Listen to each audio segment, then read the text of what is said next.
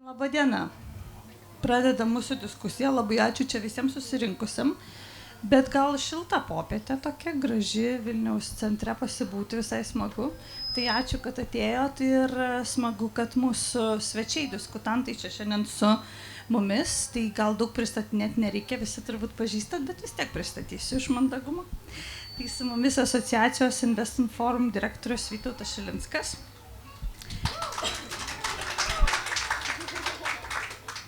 Buvau pasirašiusi socialinės apsaugos ir darbo ministrė, bet dar vis tinka, bet dabar ir naujoji paskirtoji premjerė Inga Ruginienė. Ačiū labai, kad radot laiko. Ir nacionalinio skurdo mažinimo organizacijų tinklo direktorė Aistė Adomavičienė. Kiek ovacijų. Tai tokia turbūt nelengva tema kalbėsim šiandien, nes visokių ir smagių, ir sudėtingų temų buvo šitam diskusijų festivalį. Programa tikrai įvairi, tema nelengva, nes nelengva, man atrodo, dėl to, kad ir Aistė čia plačiau pristatys, bet vis dėlto skurdo rizikos rodikliai Lietuvoje pastaruosius bent 20 metų nelabai keičiasi, o jeigu ir keičiasi, tai dalimi tik tai procento, ne? Nežiūrint ekonomikos augimo, nežiūrint kitų svarbių dalykų, yra tam tikra dalis visuomenės žmonių, kuriems nėra taip gerai kaip kitiems ir mes tada nerandam būdų kažkaip, kad tas procentas keistųsi ir kad keistųsi gerą. Tai čia tas sudėtingumas temos, o kitas aspektas, man atrodo, įdomus šios dienos diskusijos, kad bandysim kalbėti ne tik apie problemas, bet kalbėti ir apie pasiūlymus, konkrečias idėjas, o kaip galima, galbūt kitaip, inovatyviai šitą problemą pasižiūrėti. Ir man atrodo tikrai kontekstas geras, kad turim naujai besiformuojančią vyriausybę, naują premjerę ir galim čia visokių pažadų galbūt prašyti ir ne. Ir kažkokiu tikėtis naujų užduočių ateinančiai vyriausybei, tai toks geras laikas planuoti. Tai siūlysiu įsitraukti ir jūs visus, planuojam tokias, tarsi kelias dalis diskusijos. Pirmoji daly trumpai paprašysim Aistės pristatyti tą mano pareklamuotą idėją inovatyvę, ką įdomaus iš kitų šalių patirties skurdo tinklas atsineša. Tuomet mes padiskutuosim iš mūsų diskutantų patirties, kaip čia viskas galėtų atrodyti ir tada prašysime jūsų tokio blitz turnyrą padaryti, tokio greitai pakritikuoti, kokias matot rizikas ir ką reikia apgalvoti, kas gali nepavykti. Nes labai geras toksai formatas, ar ne, kažkas šauna į galvą, o jeigu taip, ir mes tada bandysim kartu padiskutuoti, ką daryti su tuo, o jeigu taip, ar ne, Tai turbūt tada ir pradėkim nuo Aistės ir nuo pristatymo. Tai sveiki visi, aš čia turėsiu labai trumpas skaidrės, tai mūsų ta tema tai tokia provokuojanti. Ar tikrai demokratija yra skirta visiems? Kartais susitinkant su pažeidžiamom grupėm kyla klausimas tikrai dėl to, kaip čia Lietuvoje tas veikia. Tai pradžioj toksai visiškai trumpas intro apie mūsų skurdo rizikos rodiklius. Tai kaip matom, mes esam ES gale. Ir čia yra tokia tendencija, kuri yra nuo pat įstojimo ES ir mes panašiai, ar ne, tas rodiklis yra taip, kaip skaičiuojama skurdo rizika, yra skaičiuojama visur vienodai Europoje, bet mes vis tiek esam pabaigoj. Mūsų BVP augo 2,7%, ekonomika iš tikro rodė tokius gerą pažangą, darbo užmokestis augo ir MMA augo, jau peržengė skurdo rizikos ribą, ar ne, bet vis dar pati skurdo rizika atrodo prastai.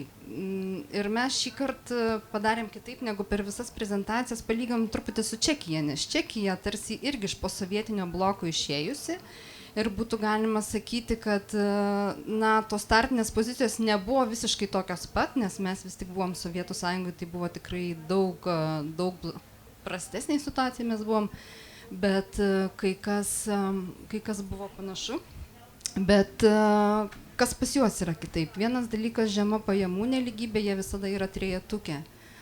Ir su pajamų nelygybė Kitas dalykas, labai aukštas užimtumo lygis. Tikrai čia Čekija tikrai patvirtina tą taisyklę, kad darbas neša pajamas ir yra naudinga dirbti.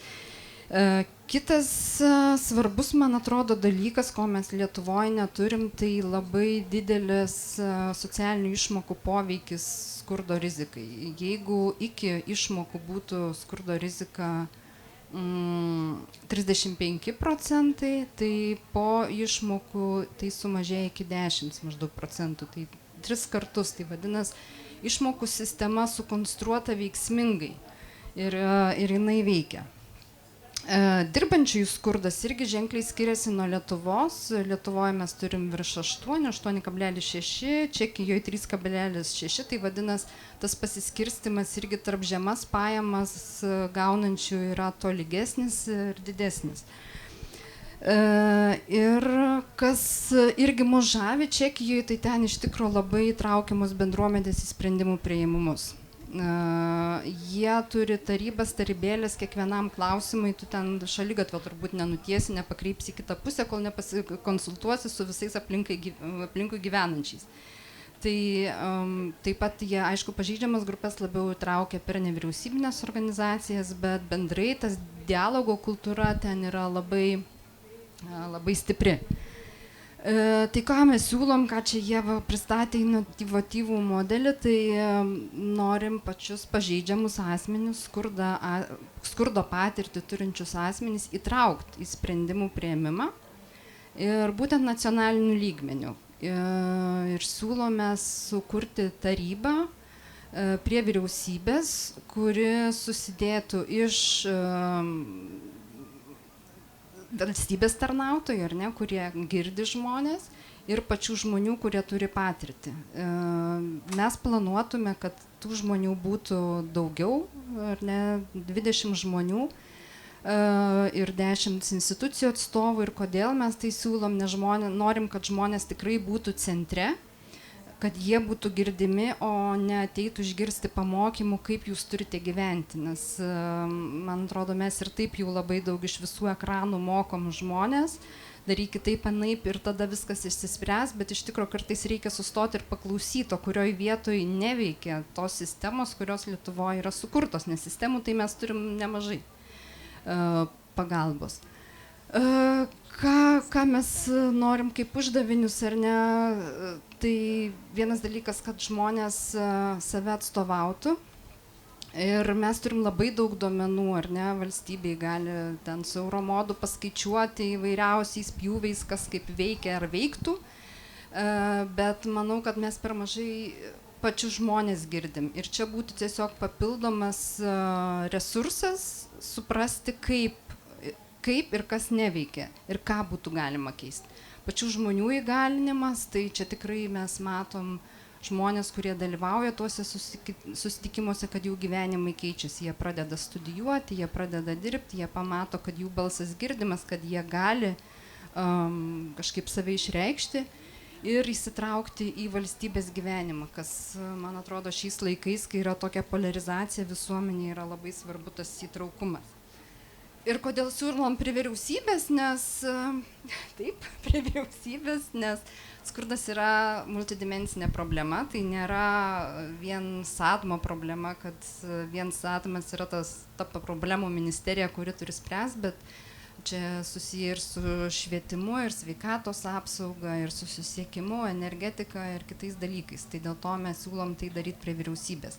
Ir mes tai remiamės užsienio patirtimam, panaši taryba veikia Prancūzijoje irgi prie ministro pirmininko, Portugalijoje turi jie tokias tarybas regionų principų ir turi paskui nacionalinę tarybą, į kurią renkasi. Norvegijoje tai iš viso jau dešimtmečiais yra įprasta, kad pažeidžiami asmenys jungiasi į tam tikras organizacijas ir jų atstovai nuolat susitinka su ministerijų atstovais. Bet tai yra daugiametė kultūra, kurios mums dar labai daug augti, tai mes pradedam nuo tokio, sakyčiau, labai nedidelio modelio, kuris netgi paskaičiavom, kad metams kainuotų valstybėje apie 10 000 eurų. Tai mano intro toks. Ačiū labai. Tai galim pradėti nuo tokios, trumpo sureagavimo, kaip skamba tokia idėja, nes viena vertus, ir aš pati dirbu nemažai su įvairiais įtraukiais sprendimų kūrimo modeliais, ar ne, ir versle yra įprasta, kad, jeigu mes norim išspręsti kažkokią verslo problemą, tai pirmiausia pradedam nuo pačių vartotojų įtraukimo, kaip jie vartoja, kokie jų pomėgiai, kodėl jie perka, neperka, ne. Tai tos idėjos kaip dizaino mąstysenos jos ir viešajam sektoriui yra, ir bendruomenės taip sprendžia problemas, ar ne, kad sako, susirenka bendruomenė ir tas svarstykim, kodėl. Tai kaip ir skamba iš vienos pusės gerai, bet iš kitos pusės irgi yra toks posakis, kad jeigu nori sužlugdyti gerą idėją, tai sukurk tarybą arba darbo grupę ir tada ten visi diskutuos ir niekas neįvyks, ne? Tai tada galbūt jūsų reakcijų, Vytautai ir Inga, pirmų tokių, kokie galėtų būti, sakykime, 3 už, kad tikrai matot privalumą tokio modelio, ir kokie gal 3 abejoju, nes... Gal kad tokia pirma refleksija. Aš, kadangi diskusijų festivalis, tai pradžiai pasiginčysiu, kur nesutikt su Aiste, ir paskui yra ką ir tikrai pritarsiu. Tai kodėl pas mus nesikeičia skurdo rizikos rodiklis ir jame esantis asmenų skaičius, todėl kad ta riba, kiek yra eurų skurdo rizikos riba, kasmet auga ir auga sparčiai, ir jeigu mes pasieksim Liuksemburgo lygį, tai jį viršys ir 2000 eurų. Tai bet jeigu žiūrėsim skurdo rizikos ribą eurais kokią Baltarusiją šalia esančią, tai mes neturim apskritai tokių žmonių, bet jeigu žiūrėsim Liuksemburgą, tai čia visi skursta. Tai čia atsakymas yra kodėl, tai tiesiog yra labiau rodo mano vertinimų pajamų nelygybė, bet taip tai rodo pajamų nelygybė ir žmonės lyginasi su kitais, tai yra svarbu. Tada, jeigu kalbam, kad nesuprastumėt, kad nesakau, kad nėra skurstančių žmonių, nes absoliutaus skurdo rizikos riba, kur yra mažiau negu 450 eurų šiai dienai, sutikime, kad tai yra suma tikrai sunku pragyventi, jeigu mažiau, turime virš 160 000 žmonių. Tai turime daug skurstančių žmonių Lietuvoje. Tai keli dalykai. Dabar Čekija labai geras pavyzdys, nes turi 2 gerus dalykus ir ką mums reikia kopijuoti. Tai aukščiausią užimtumą ES arba vieną aukščiausių nuolatos. Ir jie turi daug gamyklų, ir regionuose turi gamyklų, ne tik sostinėje, ir mums to trūksta. Tai jeigu skurdo rizikos ribą net tą pačią imti, tai didžiausia dalis ten procentaliai yra ne senjorai, kaip dažnai kalbama, bet bedarbiai, virš 50%.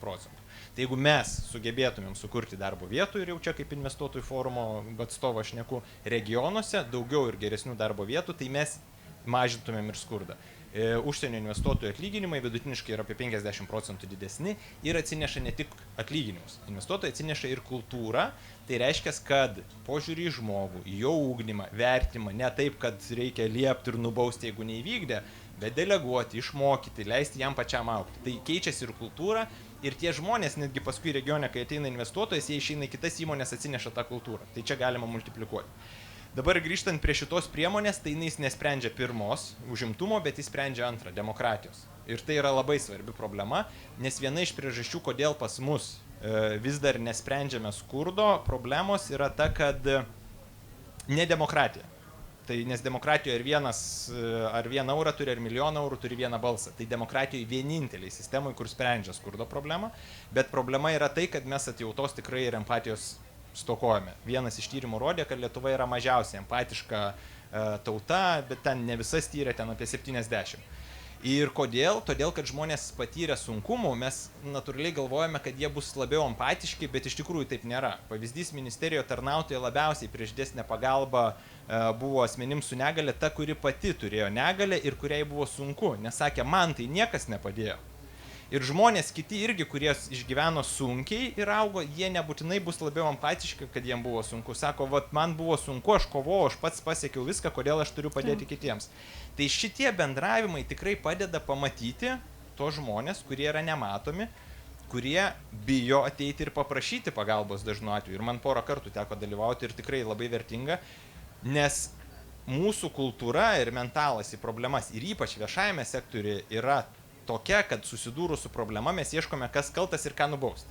Ne kaip išspręsti ir padėti, bet kas kaltas ir kaip nubausti. Ir jeigu ateina žmogus, kuris turi problemų, skurdą patiriantis asmo, Tai pirmoji vietoje sako, tai tu pats kaltas ir ieško kaip jį nubausti. Ir priversti ten kažką padaryti. Ir kodėl jis kaltas. Ir buvo šokiruojanti patirtis, kuomet turėjom su savivaldybių atstovais pokalbį apie tai, kad mes darysime ten besirengiančius asmenis, kurie, pripažinkim, dar nėra psichologiškai ir visai kitaip pasirengę darbui ir jiems reikia padėti, kad jie dirbtų. Tai vienos moters, kurios darbas yra savivaldybėje padėti tokiem žmonėm, atsakymas buvo, ir atsiprašau visų, bet sakė, ko jūs mums tą šiukšlės čia duodat. Taip, ir tai buvo posakis žmogaus, kuris turėtų padėti būtent apie to žmonės, kuriems reikia pagalbos. Ir tai buvo apie žmonės posakis. Tai tokios patirtis man tikrai rodo, kad tos empatijos ir patyrimo ir pamatymo, kad iš ministerijų bokštų, savivaldybių bokštų, savivaldybių tarybų ten ir skyrių, pamatyti to žmonės, pabendrauti ir pamatyti, kad jie irgi yra žmonės, kad su savo sunkumais tikrai reikia, tikrai verta.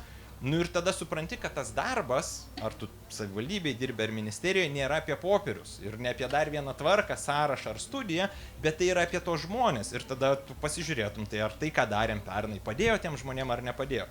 Tai aš matau tikrai labai daug vertės ir jeigu sakė 10 000, tai čia yra ne kaina, čia yra peanuts, riešutukai. Ačiū. Na, Vytautai, negalvojau, kad reikės čia oponuoti.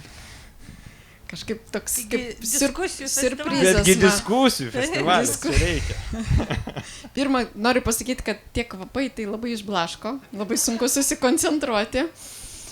Bet, na, žinai, kai pradedi lyginti ir sakyti, kad ta riba gali būti kaip Liuksemburge arba gali būti kaip Baltarusija, tai, na, kiekvienos šalies riba apskaičiuojama pagal mūsų šalies lygį, vystymąsi, augimą ir kaip mes čia gyvenam, ką mes čia veikiam ir panašiai. Tai jeigu mes sakom, kad ta riba yra, na, ta kritinė riba, tai matyt, mūsų šaliai jinai tokia ir yra. Dabar nesutinku, kad žmogus, kuris turi 1 eurą ir 1 milijoną, turi po 1 balsą. Man atrodo, tas, kas turi milijoną, jis turi visus balsus. O tas, kas turi 1 eurą, kažkaip tai išnyksta ir daugiausiai mes norime pamiršti iš vis apie tą žmogų. Tai kodėl yra svarbu matyti ir išgirsti, tai galbūt dėl to, kad mes sprendimų priėmėjai kai kada šiek tiek atitrūkstam nuo tikrovės. Ir dažniausiai politikoje, su kokia aš efektu esu susidūrusi, kadangi pati esu netaip seniai joje, tai yra žmonės, joje esantys žmonės kažkodėl tai mano, kad jie geriau žino už bet ką kitą ir ypatingai už tuos, kuriem pritaiko sprendimus. Ir kažkodėl tai jiem atrodo, kad, na, jie turi statistiką, jie nusimano ekonomikoje, gali pasilyginti su kitom šalim ir jie tikrai žino, ką reikia padaryti dėl, na, mūsų socialiai jautrių grupių, dėl skurstančių, dėl to eilinio žmogaus. Bet dažnai kažkaip tai mes pamirštam paklausti, o iš tikrųjų, ko tam žmogui reikia. Vienam galbūt reikia pinigų, kitam galbūt jis nustebins, jam visai ne pinigų reikia, bet reikia tam tikros paslaugos, galbūt kažkokio tai... Gero vyno butelio. Gal, net jeigu ir tai, galbūt ir kažkokio tai daikto ir panašiai stogo virš galvos galų gale ir... O kažkas tai gal tiesiog norės pabendrauti, nes nepamirškime, kad yra ir tokių, kuriem psichologinės pagalbos, ypatingai mūsų senjorai, kur tiesiog reikia pasišnekėti, reikia tiesiog atsipūsti ir tokių minkštųjų dalykų. Tai vat, kai mes pamirštam paklausti nevyriausybinių organizacijų, kurios aktyviai dirba su tokiais žmonėmis, tai ko jum reikia? Ko jum reikia, kad jūs stiprėtumėt? Ko reikia, kad jūs geriau dirbtumėt ir turėtumėt daugiau paslaugų? Ko reikia tiem žmonėm? Kokių paslaugų? Tai tada ir išeina taip, kad tie sprendimai, jie puikiai priimami, jie ištransliuojami, pareklamuojami visuomeniai, visa visuomenė paploja, bet galutinė atveju nebūtinai visi yra tinkami ir reikalingi. Dėl to manau, kad girdėti yra labai labai svarbu. Ir taip, vat, su kuo sutinku, kad valstybės tarnautojam, arba gal ne valstybės tarnautojai tai nuostabus žmonės, bet sprendimų priėmėjai, tas jau high levelis, tas aukštesnis lygis, na, kartais praranda empatiją ir nežinau kodėl. Ir aš tokį pavyzdį atsimenu Velykos, toks įdomus dalykas, Deimantė tai tikrai žino, Velykos. Ir mes, na, sugalvojom, kad, žinot, kaip ministrai pasikeičia, kokiam būna ar dovanėlėm, arba kažko gėlės, kokia tai proga ir panašiai. Tai mūsų pietus ministrų kabinetas, sėdi premjeras. Ir mes su kolektyvu iš Sadma sakom, ne, padarykim kažkokį tokį dalyką, kuris parodytų, na, ir kitą medalio pusę. Ir padovanojom uogienės, kurias virė vaikai iš tam tikrų rizikos šeimų. Ir kartu parodėme ir filmuką, kaip jie tą daro ir kaip tas procesas vyksta, kaip jie, na, iš tikrųjų daug įdėjo meilės į tą, kaip jie nupiešė kiekvienam ministrui piešinuką. Ir ką aš pamačiau, kad aš pamačiau visiškai kitas akis. Aš pamačiau visiškai kitas akis ministrų, nes jie nesitikėjo to efekto. Jie sako, o, čia taip vyksta, nevyriausybinės organizacijos tos dalykus daro. Ir man tai buvo keista, kad kai kurie nežino, kad nevyriausybinės organizacijos būtent tą daro, kad gelbėja vaikus iš labai sudėtingų situacijų. Ir čia tas įvyko man asmeniškai viduje lūžis, kai, na, ir atėjo supratimas, kad mums atrodo, kad mes viską žinom, kad mes viską suprantame, žinom viens apie kitą, bet taip tikrai nėra. Ir tam tikrus dalykus mes suprantam skirtingai. Ir čia dėl to tikrai aš dėkoju Aistei, kaip visada, kaip torpeda su idėjom, kitaip nepavadinsi.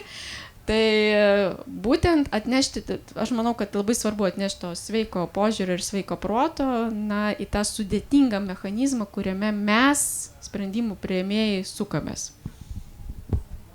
Mes su Vytautu kalbam, jau tai Aistė nebus ką pasakyti. Tai aš dabar galvoju, bet įdomu, iš tikrųjų, Aistė, išgirdus ir Vytauto mintį, kuri va čia ta diskusija užvirė, ar ne, kad ar čia taryba išspręstų pajamų, pavyzdžiui, problemą, ne, ir iš vis traktavimo skurdo, bet jūs turėjote galimybę projekte, kurį gyveninot, susipažinti su kitų šalių patirtim. Tai va, gal galėtum plačiau papasakoti apie kitų šalių, šiek tiek užsiminėjau, ne, bet kiek veiksmingai, kiek pasiteisino tos tokios praktikos. Tai veikia labai skirtingai, tai kaip minėjau, Prancūzija, tai tokį, gal šitas, ką mes pasiūlėm, yra beveik arčiausias Prancūzijos modelio, nes irgi prie vyriausybės veikia, ten yra tokios darbo atskiros grupės, yra mokslininkai netitraukiami, skurdą patiriantys žmonės, nevyriausybinės organizacijos, institucijos, tokia gana išplėtota ir jau veikia, na, keletą metų ir ten tikrai tas įtraukumas, bent jau kiek atsiliepimų girdim, tai yra didelis, kiek veiksminga, tai, na, labai yra sudėtinga spręsti. Portugalai, pavyzdžiui, jie eina, jų tarybos regioninės provincijų 19 turi ir nacionalinius jos eina labai daug į viešumą. Žmonės patys patiriantys skurdą labai, na, eina drąsiai kalbėti, jie yra jau įgalinti kalbėti apie problemas, sakyti, kas veikia, kas ne, susitikti ir su žiniasklaida, ir su sprendimų priėmėjais. Ir vienam tokiam susitikime dalyvavau šį pavasarį. Tai buvau nustebusi, mūsų buvo maždaug pusė iš įvairių organizacijų europinių ir maždaug pusė, jeigu nedaugiau, Portugalijos skurdą patiriančių žmonių, kaip jie drąsiai ir artikuliuotai kalba ir siūlo sprendimus. Vietoj diskutuodami, vat yra tema, intro moderatoriaus padarytas ir jie jau turi ir aš tikiu, kad, nu, vat, tie dalykai sprendžiasi ir regioniniu būdu. Gal tie postumiai nėra labai dideli, bet ką irgi matau ir iš portugalų kolegų, kad tikrai žmonės įsigalina kalbėti, jiems tada lengviau ir darbo rinkoje yra, jie lengviau įsitvirtina, lengviau eina, nes jie jau turi tam tikrą galią, jie jaučiasi, kad jie yra padėties šeimininkai, o ne vien tokie paramos prašytojai. Nebetstumti, primti. Taip, Kad jie gali nueiti ir jo.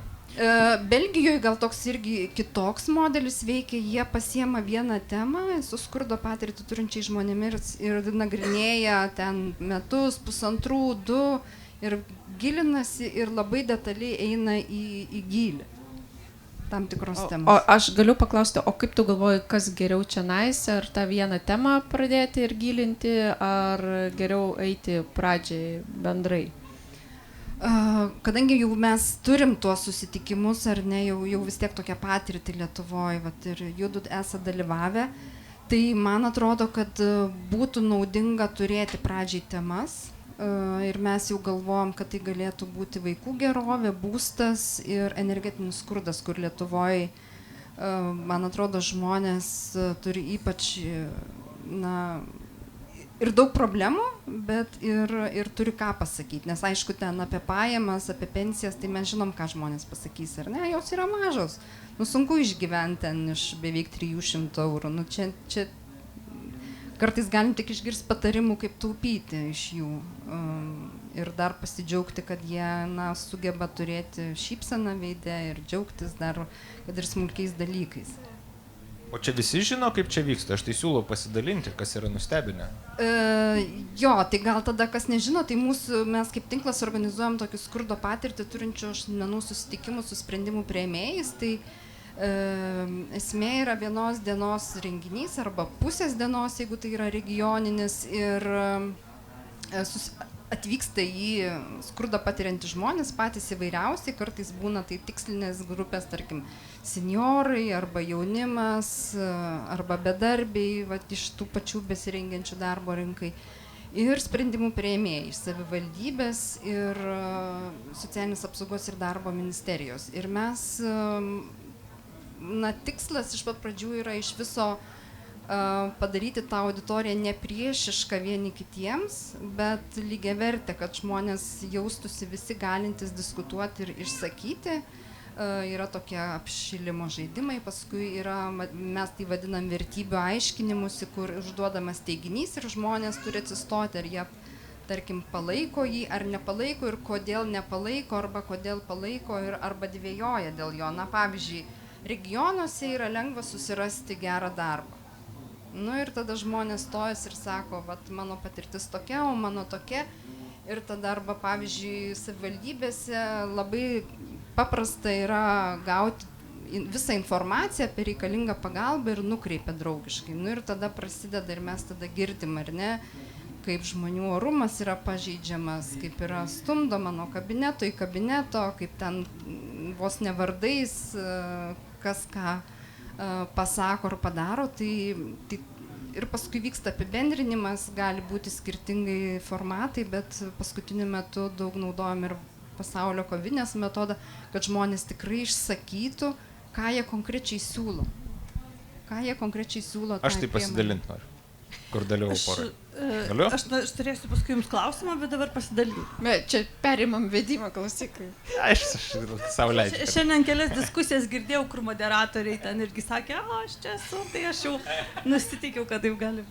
Tai aš pirmą kartą kai Aistė pakvietė kaip viceministras, dalyvau ir ne visoji, tik pirmoji daly, bet man labai paliko įspūdį, kad tiesiog susėda žmonės ir pirmas klausimas būna, tai kaip jūs jaučiate šiandien. Ir pasipasakoja žmonės ir kai kurie atvyko iš regionų, sako, oi, pirmą kartą Vilniuje, kaip man čia smagu, čia visa kita, o kitas kaip tik nusiminęs dėl to rano jaudinasi. Ir aš abu kartus atsimenu, kad irgi aš jaučiausi, galvoju, aš savo tokio klausimo niekada neuždaviau, kaip aš jaučiuosi pavargęs, kažką ne taip darau ir pirmą ir antrą kartą. Tai ačiū labai, nes ir manau, kad padeda ne tik tiem žmonėm, bet ir kitiem padeda, kurie dalyvauja ir išgirsti ir apie save pagalvoti. O antras dalykas, tai buvo vienas žmogus norėjo iliustruoti konkrečiai problemą. Pasakė, kad žiūrėkit, jūs duoda tos maisto davinius ten kartą per ketvirtį, ten konservai, makaronai, ten dar kažkas tai. O aš nemėgstu, sako, ten neatsimenu, tų konkrečių konservų ar tų konkrečių makaronų. Tai jis įteikė dovaną, ką jis gauna, kad pamatytų viceministras, aš parsinešiau, nusifotkinau, pažiūrėjau, ką žinau, aš tai valgau viską, bet iš tikrųjų, kodėl mes, kaip ir Inga sako, kodėl mes nusprendžiam, ką žmogui reikia ten valgyti. Tai ministerijoje pakeitėm, dabar gauna į kortelę ir patys nusiperka. Tai, kaip sakyti, ten sprendimai nebūtinai dėl to gimė, bet tikrai padėjo neprieštarauti, pakeisti tuos sprendimus ir sakyti, kad taip, čia yra geras sprendimas, nes pats mačiau, kad ne kažkur Excel'yje parašyta, bet konkrečiai, ką tas žmogus gauna. Tai manau, kad labai verta ir padeda. O aš tai galvoju, kad Aistė su visais turbūt tą pratimą darė, nes aš irgi jį praėjau. Tai man tai buvo sunku. Aš nežinau, Vytautas taip lengvai pasako, bet aš irgi tikrai neprabuvau visą dieną ir gal tik dabar pirmą kartą prisipažinsiu, gal aš visos dienos ir neprabūčiau. Man buvo... Antra dalis jau lengvesnė. Jo, bet man buvo labai sunku, aš to aišku neparodžiau, aš stengiausi irgi daryti tos pratimus, aš stengiausi kaip ir būti ta tikroji dalyvė, bet aš po to sugrįžau su daug klausimų ir daug apmąstymų. Nes aš nesitikėjau, kad mes lyg ir, kaip ten moderatorius buvo, tokį lyg ir žaidėm žaidimą, kaip ir su tais klausimais, kaip jautiesi, ten dar visokie kiti, ten reikėjo situacijas, pasirinkti ir panašiai. Bet aš nesitikėjau, kad žmonės visiškai tokius elementarius ir paprastus dalykus pasakys, apie kuriuos aš net nepagalvojau, nes mes visą laiką aukščiau galvojam, kažkokiu globaliau, aukščiau galvojam. Bet žmonės tokie elementariausi dalykai, santykiai su vaikais, ten negaliu kažką nupirkti. Kaip, man atrodo, neatsimenu, ką sakė, bet vaikas prašo telefono ir sako, aš negaliu nupirkti ir verkia. Moteris, aš negaliu nupirkti telefono.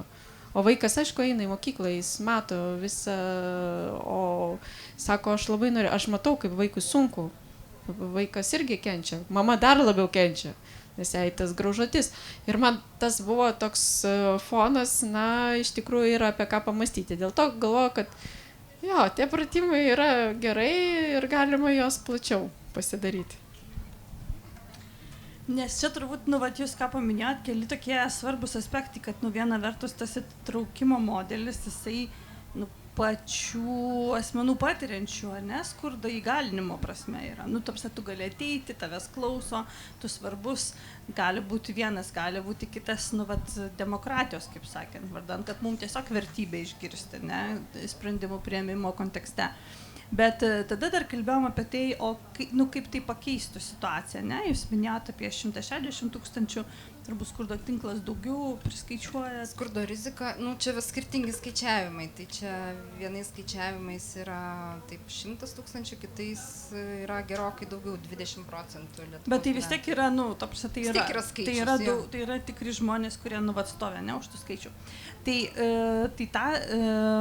Kad tai pajudėtų kaip sprendimas, kad tie skaičiai artėtų prie Čekijos, tarkim.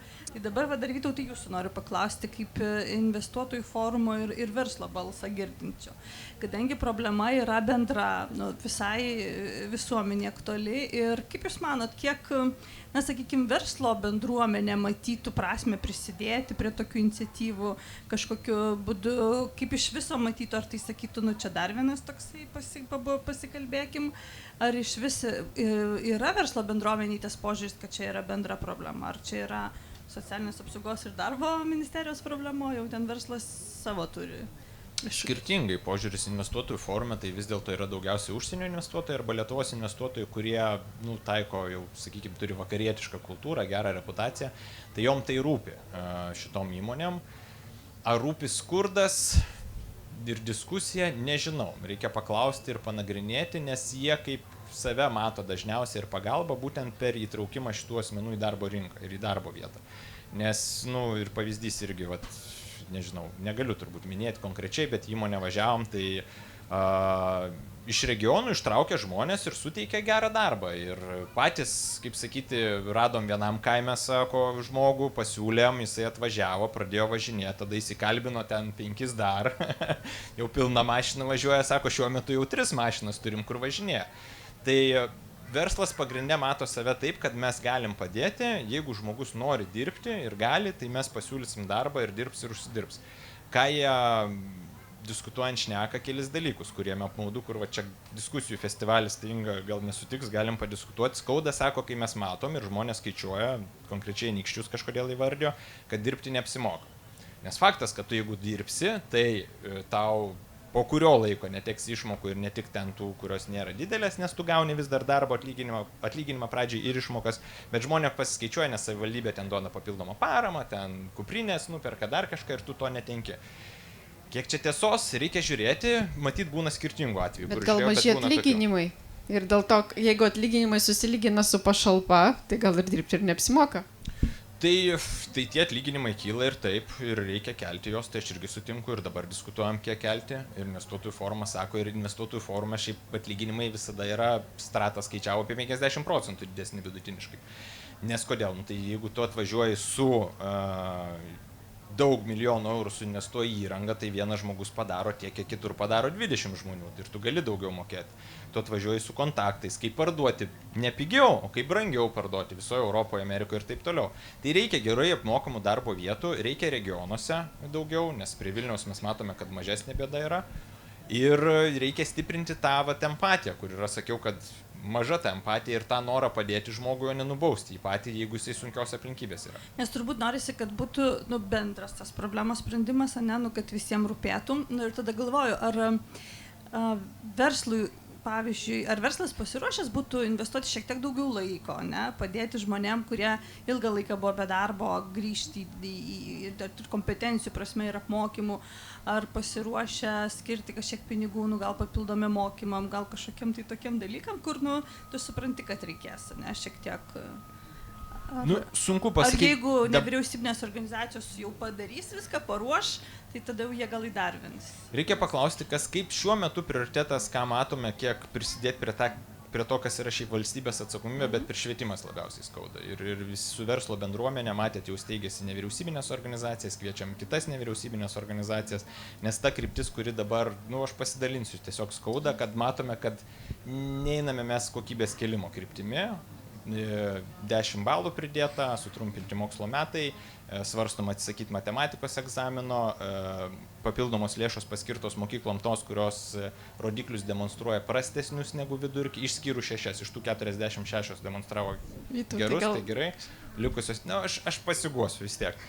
Tai dabar rūpi švietimas ir mes manome, kad pagrindinis vis dėlto liftas, ir aš pats kilęs iš kaimo mažo regiono visiškai ir mėšlus mėžiau, ir mišką pjoviau. Ir viena iš priežasčių, kodėl aš sėdžiu čia, todėl kad aš važinėjau į regiono centrą, į mokyklą, nuo 5 klasės su autobusu ir paskui jau kitą dar geresnę mokyklą, kuri buvo rajone geriausia. Ir išlaikiau geriau egzaminus už tikrai protingesnius vaikus, kurie liko kaimo mokykloje.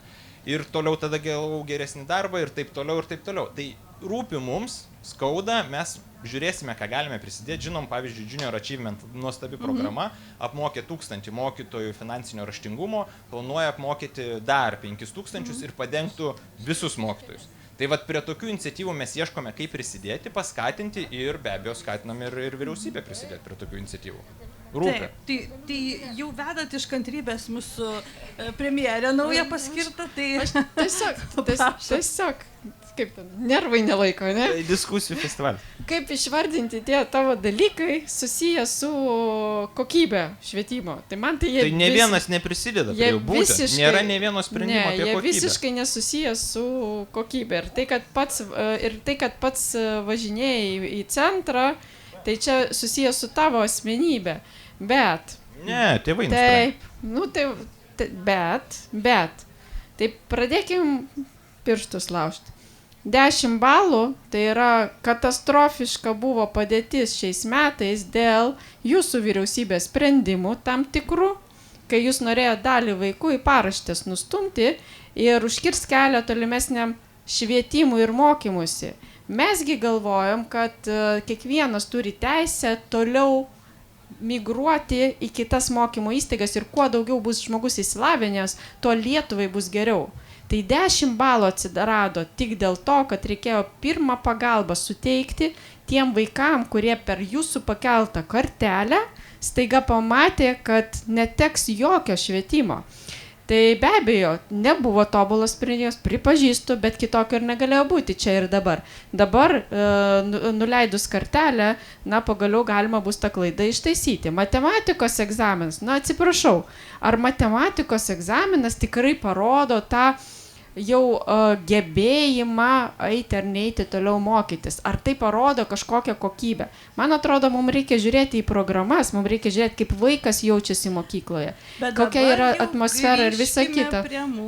Tai va, bet aš negaliu nutilėti, nes kitaip ir kaimo mokyklos, na, jos būtent, vat, grįžtam prie jūsų temos, jos turi ir socialinę funkciją. Tu negali ateiti ir pasakyti, viską uždarom, viską nukertam ir paliekam tik tai 50 km spindulių polikliniką, mokyklą ir tegu kaip nori, taip važiuoja. Yra daugybė vaikų, yra daugybė šeimų, kurie negali sau leisti tas 50 km nuvažiuoti.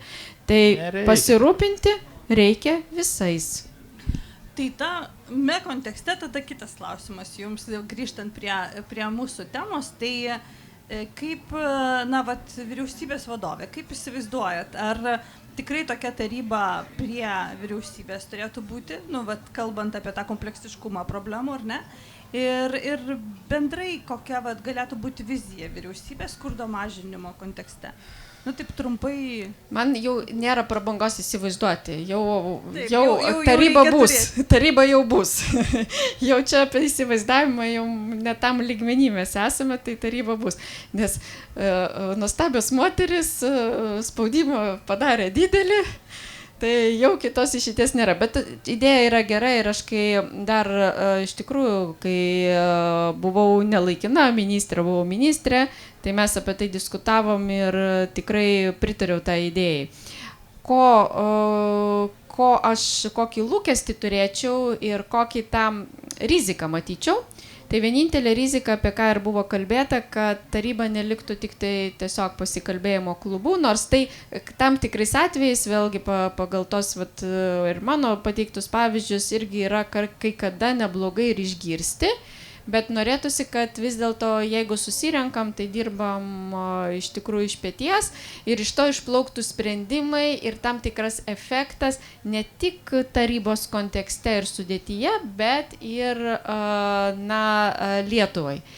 Tai, o čia tiesiog reikia matyti susitelkimo ir visų pusių motyvacijos ir įsintegravimą ir patį procesą ir turbūt iš nevyriausybinio organizacijų kontrolės, nes prisipažinsiu, kad mes iš viešojo sektoriaus kartais, jeigu galima nedaryti, lyg ir turim tokį kaip ten mūdą, kad lyg ir nedaryti, nes tas užimtumas labai didelis ir lyg ir gali, kaip žaltistas, nuslinkti kur nors, tai tu ir nuslinki. Bet tam ir reikalinga aktyvi pilietinė visuomenė, kad tą žaltį sugrąžinti už uodegos ir pasakyti, kad pasiplėpėjimas neturi likti pasiplėpėjimu, bet išvirsti į tam tikrus rezultatus. Tai dabar išgirdot mūsų čia pokalbį, pristatėm, kaip galėtų atrodyti tas modelis ar ne, kokios užsienio šalių patirtis, kalbėjom, kad paveiku tai yra, ką jau skurdo tinklas pradėjo daryti tie susitikimai. Tai dabar noriu pasiūlyti jums visiems įsitraukti ir tokį trumpą, blitz turnyrą padaryti, ar ne? Tai kas jūsų nuomonė čia gali nepaeiti, žargonų kalbant, ne? Tai kas gali nepavykti? Taip.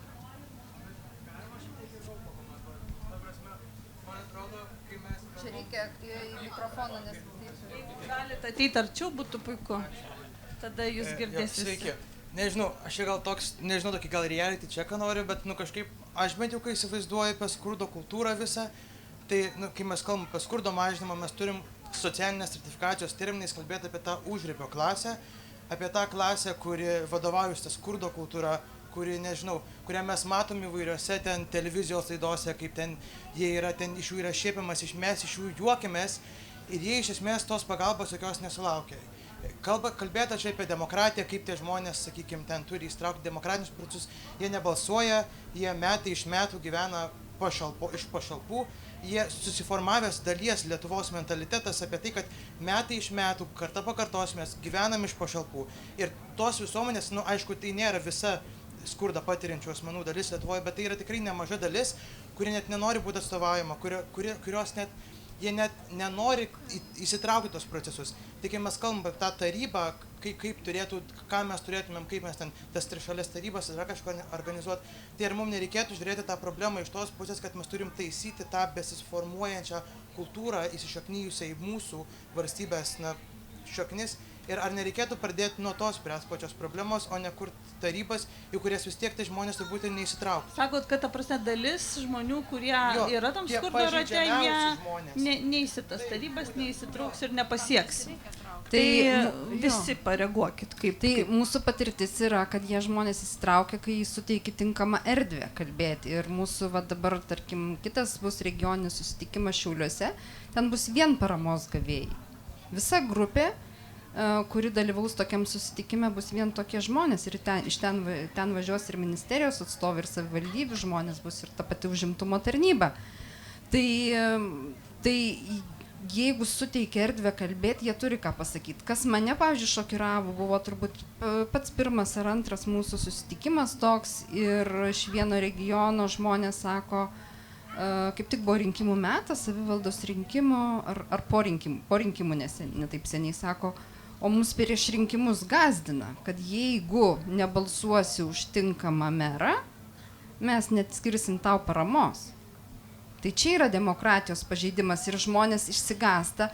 Aišku, jie nebūtinai, gal nesuveda to, kad, realiai, negali atsekti, ar ne, bet yra, būdai, kaip tu gali pamanipuliuoti, paspaust, o žinom, kad ypač savivaldos rinkimuose kiekvienas balsas ten gali lemti, kas laimės. Tai tokie dalykai nedžiugina ir dėl to reikia tos žmonės įtraukti. Tai prašau. Aš tai galvoju, kad tiesiog verta nors kartą padalyvauti šitame procese, tada, nes aš tiesą sakant, aš irgi neįsivaizdavau, kaip tas procesas vyksta, kol nepadalyvavai. Tai verta padalyvauti ir pamatyti.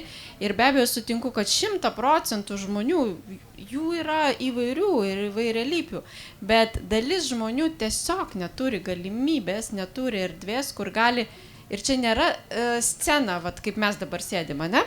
Tai mes jau pripratę prie viešumo, mes galime atsisėsti, kalbėti. Su tai žmonėm nėra taip paprasta. Ir nėra taip paprasta, kad mes staiga sukuriam tarybą, išskiriam salę vyriausybėje ir visi sueina, diskutuoja, randa sprendimus. Taip nebus. Nes tie žmonės, jie turi turėti tam tikrą, prie jų turi turėti tam tikrą prieimą, jie turi, turėti erdvę atsiskleisti ir tą, ką aš mačiau, ką Aistės visa komanda daro, tai yra wow efektas, nes čia nėra taip, kad aš priėjau, paklausiu, tai kaip tu jauties ir staiga tu žmogus ir pasakys. Ne, taip nebus. Bet ar tą reikia daryti ar nereikia? Aš manau, kad reikia. Ir jeigu mes iš to 100% turėsim 2%, kurie galės atsiskleisti ir papasakoti savo istoriją, ir dažniausiai jie ir turi ir pasiūlymų, ir turi idėjų, ir jeigu mes tą sugebėsim ištraukti, tai mums tai yra didelis pliusas. Tai reiškia, mes galime efektą daryti dar ir tiem 98, kurie galbūt tos galimybės arba neturi, arba yra tiek nusivylę, kad galbūt ir dalyvauti negali.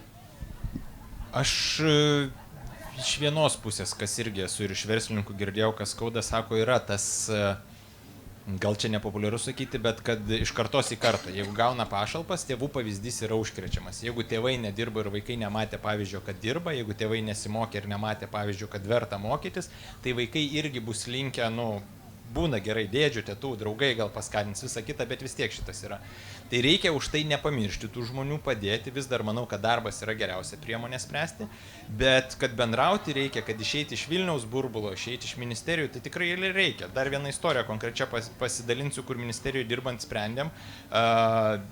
Yra šitas, jie čia dirba visi nelegaliai, blogiečiai, kalti patys nubausim, žodžiu, iš tikrųjų dirba nelegaliai. Pradėjom nagrinėti, kodėl dirba nelegaliai. Ir paaiškėjo, kad tiesiog žmonės turi skolų ir kai turi skolų didžiąją dalį atskaito ir neapsimoka dirbti legaliai. Tai pakeitėm teisės aktus ir netaip seniai gavau iš brolio žinutę, kad ten, tarkim, Jonas dirba legaliai. kaime, kur grįžtų pažįstu. Ir malonu yra, tu kai žinai, kad už to sprendimo yra ne tik kažkokie skaičiai, statistika, va tiek nedirbo, dabar jau ten keli šimtai dirba šitų skolininkų, kad yra tas va konkretus Jonas, kuris ten metai iš metų dirbo kaime nelegaliai, o dabar dirba legaliai. Super klausimas buvo, matot, kiek diskusijų išjudinot? Kas dar? Taip.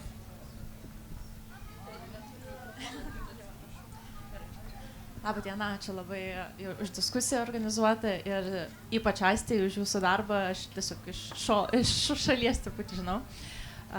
Pažįstu, kas yra dirbę jūsų komandai. Ir jūs darot nuostabų darbą ir kiek dalinatės ir, ta prasme, kažkokius pavyzdžius, kas suveikia ir taip toliau. Man atrodo, kad yra daug dalykų žinoma, ką reikia padaryti. Ir daug, kažkas daroma, kažkas nepadaroma, kaip kai kurių žmonių galbūt, ta prasme, vis tiek politika yra visokie sprendimai ir taip toliau. Bet manęs neįtikino, kodėl būtina turėti tarybą būtent ir 20 žmonių iš skurdo patiriantis, skurdo riziką turintis žmonių, nes skirtingi klausimai gali būti, ta prasme, tie 20 žmonių gali būti visiškai neturėti jokio supratimo apie kažkokį konkretų klausimą. Ir galbūt tikrai kažkoks, kodėl taryba būtent, o ne ką jūs darot su tokiais renginiais, nes atrodo, kad labai daug darot. Ir taip. Tai vienas dalykas, mes siekiam sistematiškumo, nes mes dabar čia darom, mūsų pačių iniciatyva. Ta prasme, čia net buvo projektas, mes gavom to finansavimo, dabar tai tiesiog mes per aukoką renkam tam lėšas, bet kas galės jau greit prisidėti vėl.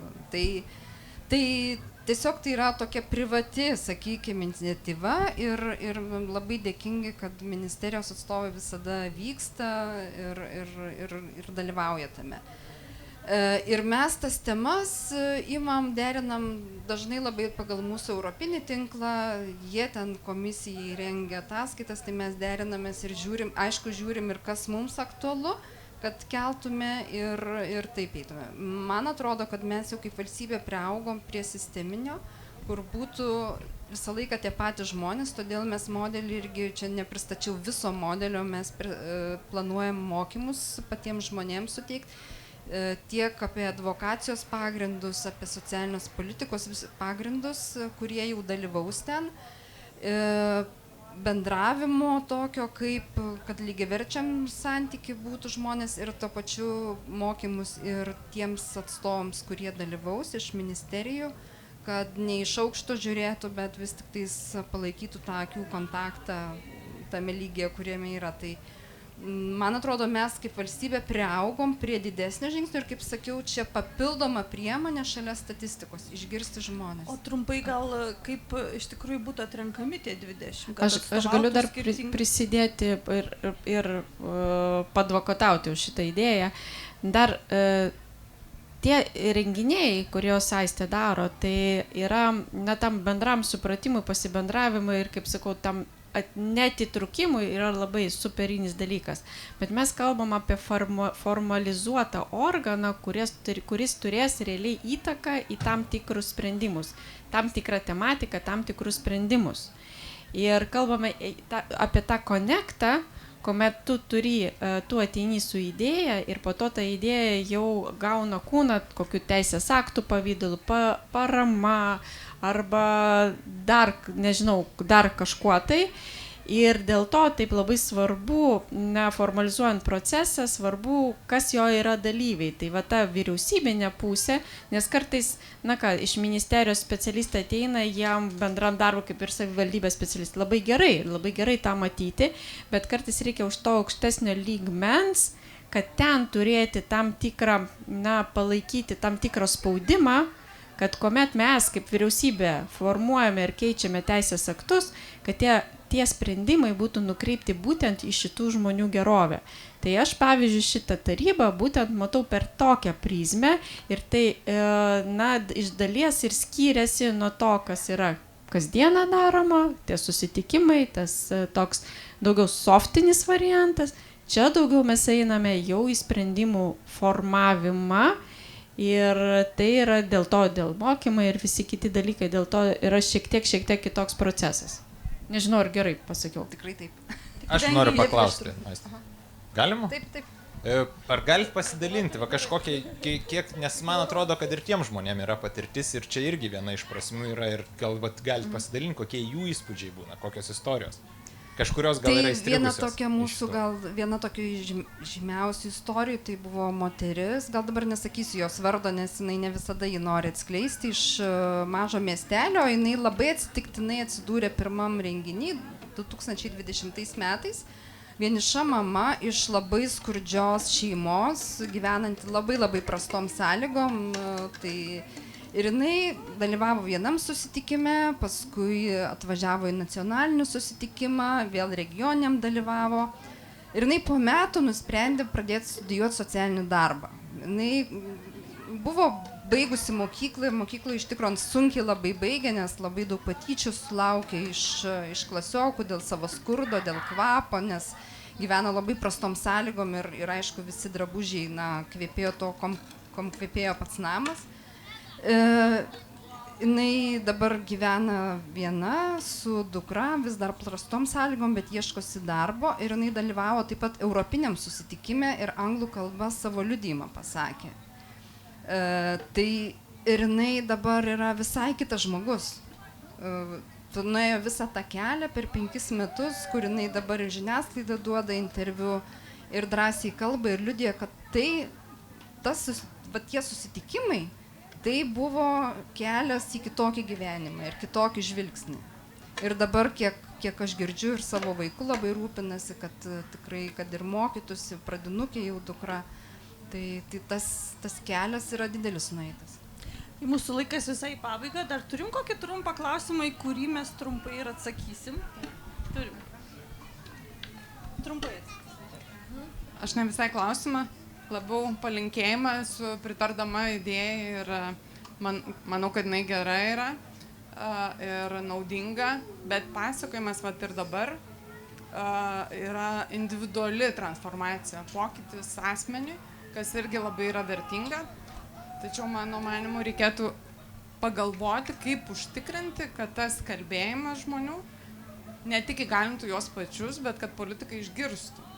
Nes aš dirbu nevyriausybiniam sektoriui daug metų jau, tai ką mes dažnai patiriam, tai mūsų klauso, su mumis bendrauja, prašo parašyti, bet labai retai tai būna atsižvelgiama. Tai kaip užtikrinti, kad tai, ką žmonės sako ir jų patirtis taptų kažkokiais iš tiesų sisteminiais sprendimais, kad tai nebūtų vien empatijos išraiška ir,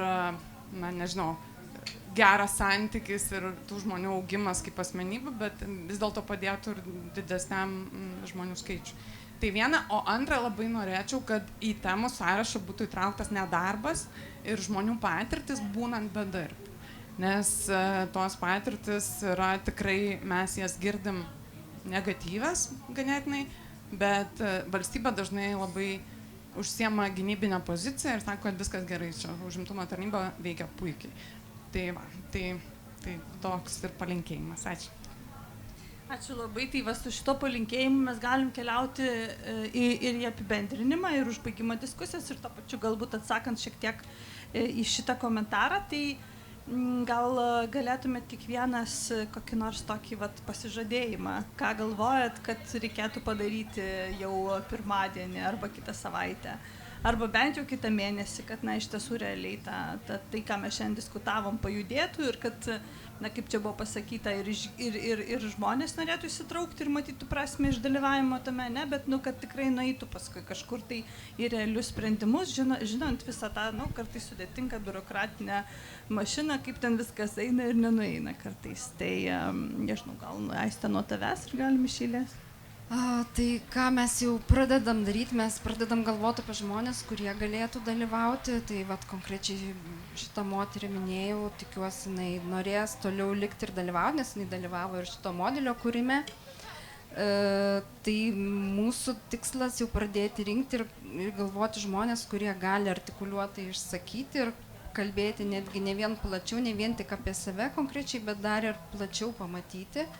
Tai mano įsipareigojimas ir mūsų komandos čia ir galvos skausmas daugiau tokių žmonių pritraukti ir kitas susitikimas bus Šiauliuose už mėnesio maždaug. Tai jau irgi žiūrėsim, ką galima pritraukti. Ir tas efektyvumas, apie kurį čia buvo klausimas, mums irgi labai svarbu, kad tikrai sprendimai, kurie pasiūlymai, jie būtų svarstomi ir priimami patys geriausiai remianti žmonių patirtimis, o ne vien skaičiukais. Aš tai trumpai, man tai jau nėra jokios išeities, jau nebesiginčiu. Taip, galiu tik atskleisti, kad čia kažkur tai yra patarėja, kuri turės įgyvendinti šitą dalyką. Tai ir tiek turbūt. Tai jūs iš savo pusės matyt ruošitės ir labai tikiuosi, kad padėsite įgyvendinti šitą idėją, o mes jau formalizuosim iš savo pusės.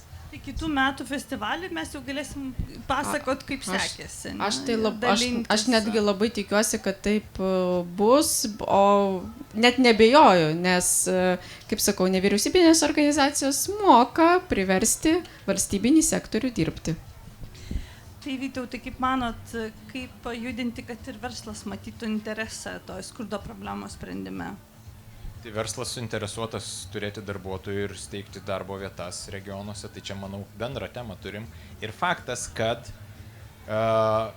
iš verslo pusės ne visada verslininkai tikrai būna pasiruošę priimti žmonės, kurie yra dar patys nepasiruošę dirbti. Tai va čia aš irgi matau tą sprendimą, kad ir tie besirengęs asmenys, visa kita, jie turi turėti tam tikro pasitikėjimo savim, kurio dar trūksta, kad nueiti bent jau tą darbo pokalbį. Tai kartais net ir šito trūksta, o šitas formatas tikrai duoda žmonėm pasitikėjimo. Sako, aš prie stalo su ministru ar premjeru sėdėjau, ar ne, tai ką, aš negaliu nueiti į darbo pokalbį, tikrai galiu. Tai tikrai priimsim ir stengsimės, kad kiek įmanoma, kad tų žmonių, kurie dirbtų ir gerai uždirbtų, būtų daugiau Lietuvoje. Darbas mūsų toks. Čia geras momentas turbūt, ne, motyvacija irgi. Tai nežiūrint šitų kvapų, triukšmo ir uodų, ačiū, kad buvot su mumis visą šitą valandą.